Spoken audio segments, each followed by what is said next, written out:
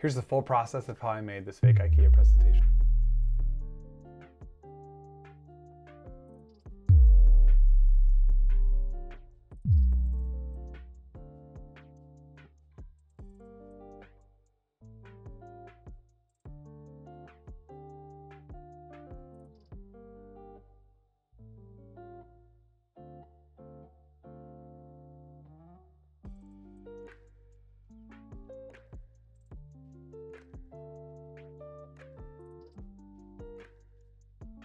So we're going to start with a blank slide and we're going to throw in the IKEA logo just so I can get the colors right. Then we're going to create that yellow background. Throw in a square, resize it, and send it backwards. Then we just want to make sure that that color matches the IKEA yellow exactly. To do that, we're going to go to Shape Format, Format Pane, and then change that fill by doing more colors and using our eyedropper tool. We're basically done. So now we need to add in our actual text. So we're going to insert a text box, call it Fakeia, center it up, make it a little bit bigger. We'll finish the formatting here in just a minute. We want this to be that IKEA blue. So we're going to go over to our shape format, make sure the format pane is selected, and then we'll do text options and then the same thing. We're going to do more colors, eyedropper, and we'll grab that blue. We also want this font to be a little bit more similar to IKEA. You could go somewhere like DaFont and download the exact IKEA font probably. I'm just going to use Gill Sans because it was close enough. And then size it up and get rid of our IKEA logo. Great, so now we need our subtext. We're going to duplicate that slide and add in our subtext. In our case, not as cheap as it looks. I think IKEA is great value for the money. I love IKEA. We're gonna worry about morphing everything after the fact. So we're gonna set up the slides and then we'll move everything off so it morphs well. So our next slide, we are gonna show that first chair. We want this to get smaller and go up to that top left corner. So we'll keep that as kind of our locked logo area. And we're gonna want this to just kind of float up and disappear. So we'll move it up, we'll make it smaller, and we'll go to the text options and just change that transparency. So now we want to create the feeling of a room. So in order to do that, we're going to slide this up to make it look like kind of a wall and a floor. And I'm going to copy that and make it white. I'll probably end up making a gradient later and use it to create that perspective. So now we have our wall and our floor and we'll set stuff up on that. And to really sell this, what you can do is we'll do a gradient fill. We'll keep it as linear, but we're going to change that direction so it goes down. So we're going to make them both black and we're actually going to do a fully transparent on the bottom and then we're going to do around 50-60% transparency, and that creates this almost shadowy effect, again to sell that idea of it's a floor. Now we want our chair. In order to grab that, we can go somewhere like Sketchfab, which has tons of free 3D models, and we'll do IKEA chair and then we'll just pick one that looks good and we'll drop it in. Now we're just going to build the rest of the room around this. So IKEA has a lot of plants and everything that they sell. So I thought it would be cool to have a couple different plants placed around the room. To grab those, we'll go over to somewhere like Free Pick and we'll just search for houseplant and find a couple that look cool. I ended up grabbing these 3, which I've just set and sized around the room. I'm also going to make sure these appear in the right order, and to do that, I'm going to open the selection pane and make sure our 3D model stays at the top. You'll notice that this one looks kind of blurry in the foreground. In order to do that, I just selected it. We'll go to Format Picture, and then we want to go to Artistic Effects, and we can change it to do a blur effect. And I have a video about how to do blur in general, so I'll link that here as well. So the scene's starting to look good. Now we just have to add the text information. So we're gonna use this as our main text through most of the presentation. So I just made up literally a random word. I hope this is a random word, I don't speak Swedish. And then we'll give it a absurd price. And I thought around $8,000 for a chair was absurd enough. We'll position that behind that other plant here. So again, it sells that perspective of this is in the front. It creates that 3D sense to the room.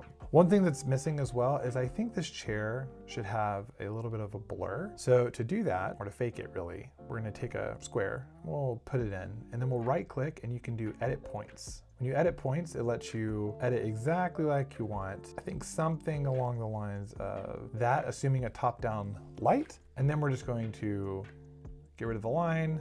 We're gonna turn it black, and then we're gonna go over to shape options and create some soft edges. So we have some soft edges there, and we want this to be a little bit more transparent. So now we have our shape, and we'll just make it a little bit bigger. Again, kind of selling that idea of shadow, and position it, fine tune it just a hair to kind of match that sense of lighting. One thing that we'll have to keep in mind later is we'll want to change the rotation of this 3D model. When we do that, we'll just have to make sure we move the shadow too. If you group them, PowerPoint doesn't like it. Okay, so that's looking pretty good. We're gonna create our next scene, which was that couch. And the couch is really a collection of 4 different slides. So we'll build the first one and then we'll duplicate it and move some stuff around. So we're gonna go ahead and move everything off to the side here. That'll obviously really help with our morph transition later, and we already had the slide duplicated, so I'm gonna take care of it. And for the 3D model, what's really cool about the morph transition is that when you change the rotation of the 3D model, when you morph it, it will actually morph and rotate at the same time. I'll show you really quickly what that looks like. So you can create some really cool effects when you rotate it in the position that it's moving. It makes it look like it's spinning off screen. So we'll take the original and we're gonna slide it off, and then I wanna make sure it rotates around as we do that. And there's our little shadow. We'll move that off too. So now we have our empty scene. And I don't really want this floor to change. So I think I'm just gonna drop it out of the scene and resize that yellow background to be our sidebar. And I'll just copy that and add in another pure white background. It's looking great. So same thing, I went to Sketchfab and found a couple beat up couches. So we're gonna go and throw those in. And then to create a cool area where our text can go, we're gonna go to Insert, Shape, and do a rounded rectangle. It's important to note for formatting, just kind of general presentation rules, that when you have a shape, you want the margins to be the same. You want the far left to be in line with your other elements. So it just makes it look a lot cleaner when you have 3 side margins that are equal. And we're gonna format that. So take care of the line, make it white. And I want it to pop out and again, create that little bit of a 3D effect. So you can achieve that really easily by just adding a drop shadow. And we're gonna play around with some of the settings, increase the blur, decrease the transparency. So now we wanna add in our title text. Again, I made up a name. I thought the beaten up sofa, so batten sofa, would be pretty fun. We'll get that positioned right. I'm gonna add in a rectangle that matches the color here. I think it ties things together pretty well. So I'll just copy that in from the other, but you could always just insert another rectangle and then match it. And again, we're gonna keep everything nice and aligned. I'm gonna make that a little bit wider because that's where our actual text block will sit. So that's our first slide. We're going to duplicate that. I'm gonna get rid of this other stuff because we've already morphed it once and I don't need it on this one and it clutters up the scene. You'll thank yourself later. So for each progression of this slide, we're just gonna move these couches a little bit to create that sense of motion, and I want them to basically mirror each other. Each time we do, I'm gonna throw in some different text to continue to build that item information. We'll throw in our text and then size it up again and rinse and repeat. So we're gonna duplicate that slide, move the couches, and add in some more text. We'll do it one more time to complete that section. Move the couches and add in our text. And that's looking really good. We'll morph it later, so it's really smooth between them, but I thought that turned out pretty well. There's a little bit of this weird blank space here. You could throw in some sort of other shape to fill that. I think because it's all considered one scene, I'm not too worried about it, but something to consider. Be intentional with your negative space. So our last section was a collection of 3 chairs. So we're gonna duplicate that slide and we're gonna move everything off. I'll stagger just a little bit so it doesn't all go off as one big block. And the couches, I want to go different directions. And when they do, I want them to kind of awkwardly spin out. So we'll make sure we rotate it in the direction that we moved it. So up for the top one and down for the bottom one. And we're gonna shift this over just a hair. One, I think it creates some variety with design. It also tells your viewers kind of subtly that, hey, we're changing scenes, right? When you move the background, it's like you're moving from one room to a different room. You still have cohesion, same colors, you're still in the same house, but now you've gone to somewhere different, so you should be looking for something different. We're gonna grab 3 rounded rectangles. I'm just gonna copy the one from here We'll drop it in once and we're gonna format that like we want, which really is just changing the color to that IKEA blue. Again, different color scheme. We want to indicate that we're changing scenes. Then we're gonna duplicate that 3 times. I'm gonna set this up. Next, same deal. Go to Sketchfab, find a couple different 3D models and throw those in. Here's the ones that I ended up using. And I just wanna make sure that they are nice and centered. I think it looks really good. We just gotta add in our titles now, as well as our prices. That first chair was pretty premium, just saying. And then I don't love how this is overlapping there, so I'm just gonna shrink this chair down a hair. And then I'm gonna make sure this text is centered.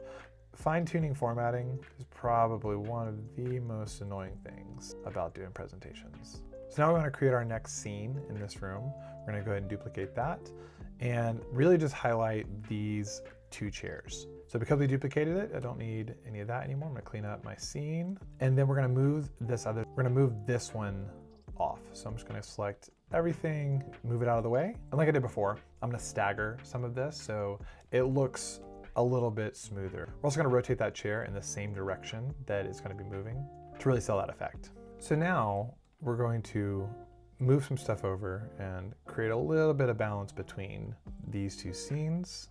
We're gonna make that a little bit bigger and we're gonna make it slightly rotated so it's front facing. Again, that little bit of motion adds the next level of polish to it. For this, I only really want the name of the chair. And so I'm gonna take the other stuff and move it in the same direction that moved the chair, but actually off the slide. And then to mirror that effect, we're gonna move that off as well as the subtext. We're gonna rotate that so it's facing the front and make it a little bit bigger as well. And move that chair name down, and that one is done. Lastly, we're gonna go down to 1, so we've gone 3, 2, 1, and we're gonna highlight this chair in an actual location. So we're gonna do the same thing we did previously, move all of this off. We're gonna rotate in that same direction and stagger. Because we're kind of moving from a general product highlight to a specific product highlight, I'm gonna move the background, indicate again, we're changing things, changing locations, so the viewer knows to pay attention.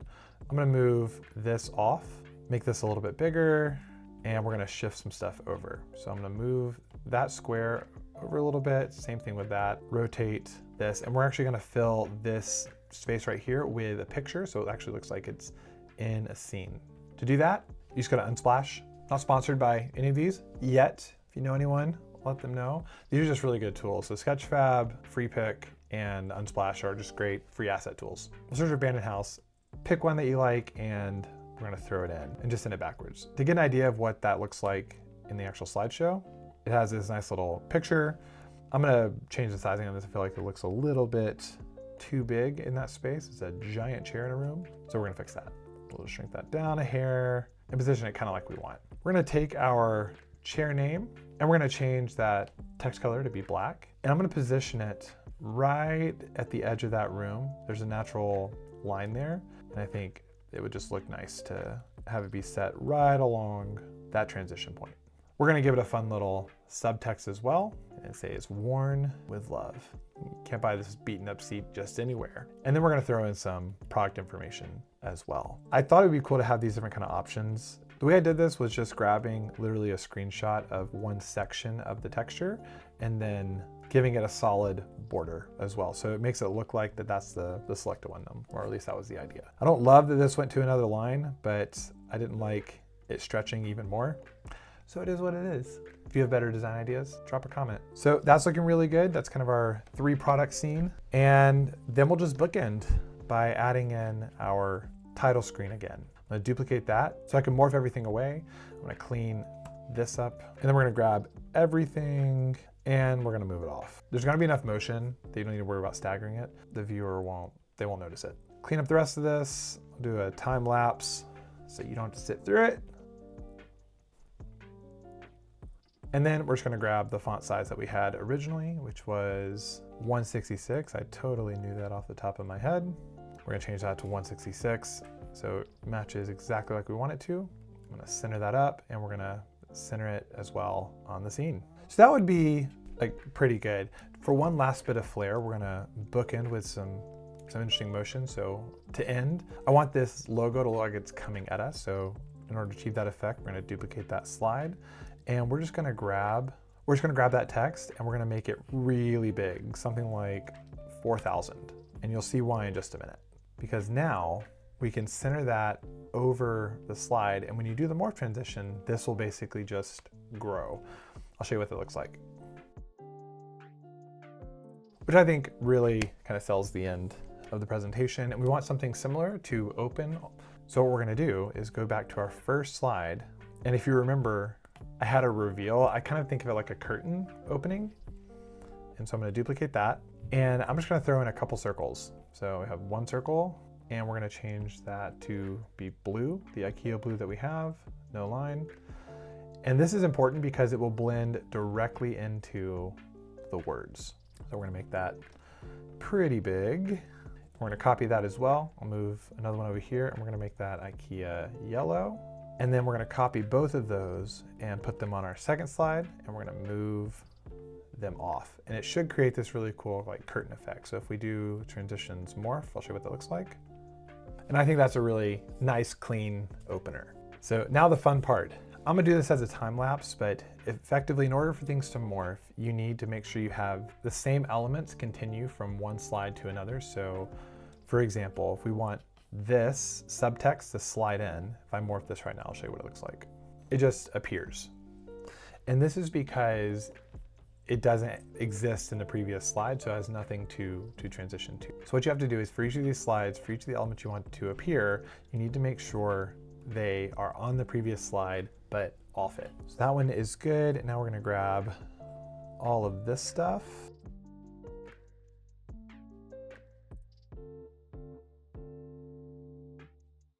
And make sure it's on the previous slide. So now when we morph, everything comes into place really cleanly. So you get the idea. I'm gonna go ahead and time lapse this, and we'll show you the final product.